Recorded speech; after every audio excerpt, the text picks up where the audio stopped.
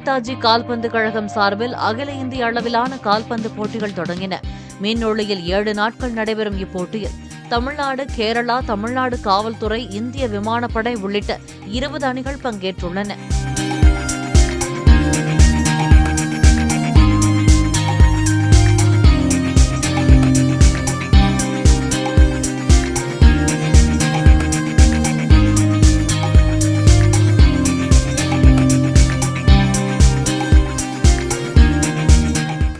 Play store மற்றும் app ஸ்டோரில் இருந்து பாலிமர் செயலியை QR கோடு மூலம் பதிவிறக்கம் செய்யுங்கள்.